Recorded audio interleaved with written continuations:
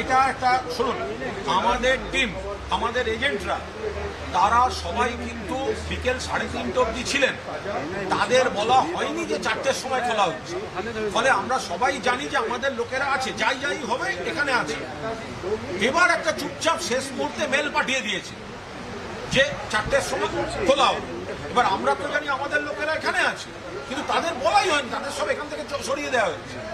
এবার আপনি খুলে নিয়েছে। এবার যখন আমাদের যোগাযোগ হচ্ছে, যখন কমিউনিকেশনটা হচ্ছে, আমরা যখন বলছি তোমরা ছিলে, বলছি না তোমাদের বলেনি। আমরা বলছি কি আমরা জানি তোমরা ওখানে। এবার আমরা ছুটে আসছি, শশীদি আসছেন, আমি আসছি, এবার আমাদের ঢুকতে দিচ্ছে না। তো তাহলে ভেতরে লোক আছে। কুণালদা যে আর বললেন তার থেকেই বলি, যদি আমাদের ঢুকতে দিচ্ছে না কি অন্য পার্টিদের জানাবে বলে, তাহলে যখন 4টের সময় খুললে আমাদের যখন দেখলে কোনো পার্টি ছিল না, কোনো পার্টির রিপ্রেজেন্টেটিভ ছিল না, তাদেরই লজিকে আমার প্রশ্ন, তাহলে তখন ফোন করেননি কেন যে আমরা তো খুলছি, আপনারা কেউ নেই?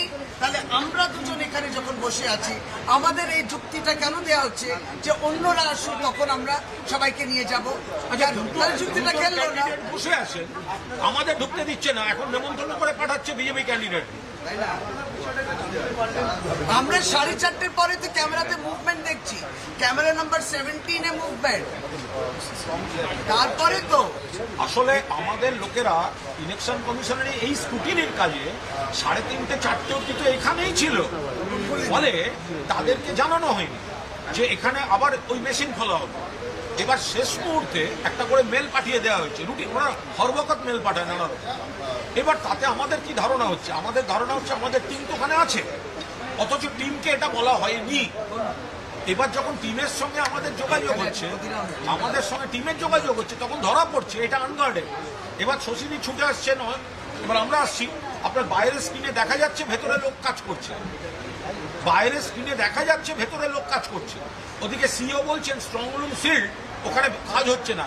আরে লাইভ স্ট্রিমিং তো ইলেকশন কমিশনের ক্যামেরায় হচ্ছে, আপনারা দেখুন ওখানে কাজ হচ্ছে। এবার ধরুন বলছে যে ওই পোস্টাল ব্যালটে কাজ হচ্ছে। আমাদের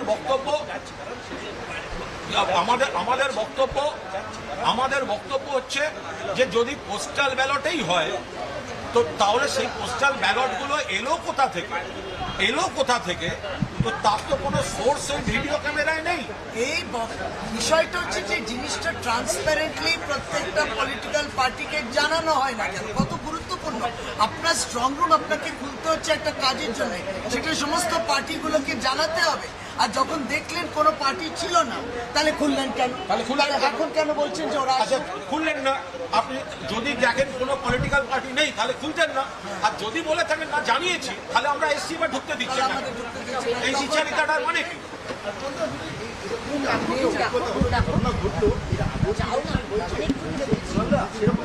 এর আগে কখনো আমরা শুনিনি, এর আগে কখনো শুনিনি যে স্ট্রং রুম সিল্ড কোন পলিটিক্যাল পার্টির লোক নেই ভেতরে বসে কাজ করছে।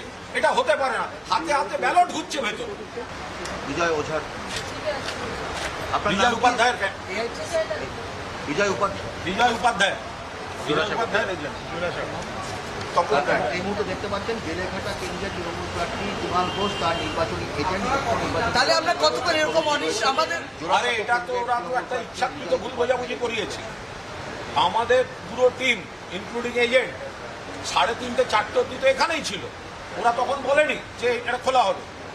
এবার আমরা সবাই জানি আমাদের টিম আছে, এরপর খোলার আগে একটা করে মেল পাঠিয়ে ছেড়ে দিয়েছে। ফলে আমরা তো জানি আমাদের লোক আছে। এবার যখন দুপক্ষের কমিউনিকেশন হলো তখন আমরা আবিষ্কার করলাম যে এটা কেউ কাউকে বলেনি। এবার এবং তারাও তো যখন 4টের সময় খুললেন তখন তো দেখলেন কোনো পার্টির প্রতিনিধি নেই, তাহলে তারা ফোন করলেন।